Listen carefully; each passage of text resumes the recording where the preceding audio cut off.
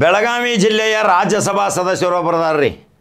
ಅಪರೂಪದ ರಾಜ್ಯಸಭಾ ಸದಸ್ಯ, ಒಬ್ಬ ರೈತ ಕುಟುಂಬದಿಂದ ಬಂದಂಥ ರಾಷ್ಟ್ರೀಯ ಸ್ವಯಂ ಸೇವಕ ಸಂಘದ RSSದ ಸಿದ್ಧಾಂತದೊಂದಿಗೆ ಬಂದಂಥ ಇದೇ ರಾಜ್ಯಸಭಾ ಸದಸ್ಯ, ಜಿಲ್ಲಾ ಪಂಚಾಯತ್ ಅಧ್ಯಕ್ಷನಾಗಿ ಬೆಳಗಾವಿ ಜಿಲ್ಲೆಯಲ್ಲಿ ಅನೇಕ ಗ್ರಾಮೀಣ ಮಟ್ಟದಲ್ಲಿ ಅಭಿವೃದ್ಧಿ ಮಾಡಿದಂಥ ಈರಣ್ಣ ಕಡಾಡಿ ಇವತ್ತು ತೀರ್ಥಯಾತ್ರೆಗೆ ಹೋಗುವ ಸಲುವಾಗಿ ಶಬರಿಮಲೆ ಯಾತ್ರಾರ್ಥಿಗಳಿಗೆ ರೈಲು ವ್ಯವಸ್ಥೆ ಮಾಡಿಕೊಟ್ಟಂಥ ಅದ್ಭುತ ರಾಜ್ಯಸಭಾ ಸದಸ್ಯ ಈರಣ್ಣ ಕಡಾಡಿ ಅಲ್ರಿ.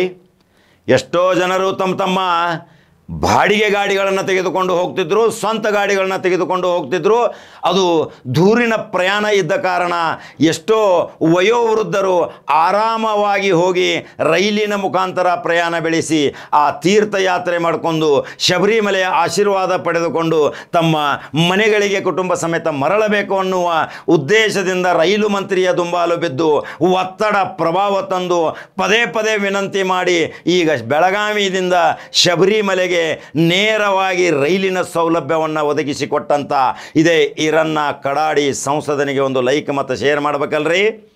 ಭಾರತೀಯ ಜನತಾ ಪಕ್ಷದಲ್ಲಿ ಇಚ್ಛಾಶಕ್ತಿ ಉಳ್ಳಂಥವ್ರದಾರ, ಅನೇಕ ರೀತಿಯ ಅಭಿವೃದ್ಧಿ ಕಾರ್ಯಗಳನ್ನು ಮಾಡಿ ಈ ಜಿಲ್ಲೆಗೆ ಒಂದು ಕಾಯಕಲ್ಪದ ಶಕ್ತಿ ಕೊಡುವಲ್ಲಿ ಈ ಈರಣ್ಣ ಕಡಾಡಿ ತರಕಾರಿ ದಿಲ್ಲಿಗೆ ಹೋಗಿ ದುಬೈಗೆ ಹೋಗಿದ್ದು ಉದ್ದೇಶ ಇತ್ತು.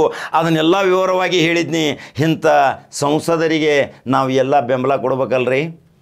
ಯಾವ ಪ್ರಸಂಗ ಬಂದರೂ ಸಹಿತ ಇವತ್ತು ಪಕ್ಷಭೇದ ಮರೆತು ಯಾರು ಒಳ್ಳೆಯ ಕೆಲಸ ಮಾಡಿದಾರ, ಯಾರು ಒಳ್ಳೆಯ ರೀತಿಯಿಂದ ವರ್ತನೆ ಮಾಡ್ತಾರ, ಜನರಿಗೆ ಸುಲಭವಾಗಿ ಸಿಗ್ತಾರ, ಅಂಥ ಸಂಸದರಿಗೆ ಮತ್ತು ಶಾಸಕರಿಗೆ ಬೆಂಬಲ ಕೊಡುವುದೇ ಇದೇ ನಂಬರ್ 1 ನ್ಯೂಸ್ ಕನ್ನಡ ಜವಾರಿ ಕಾಕಂತ ಚಾನಲ್.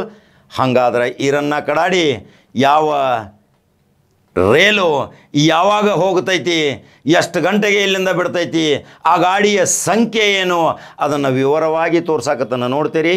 ಮತ್ತೊಂದು ಜವಾರಿ ಸುದ್ದಿ ಹೋಗಿ ಬರ್ತೀನಿ. ನಮಸ್ಕಾರ.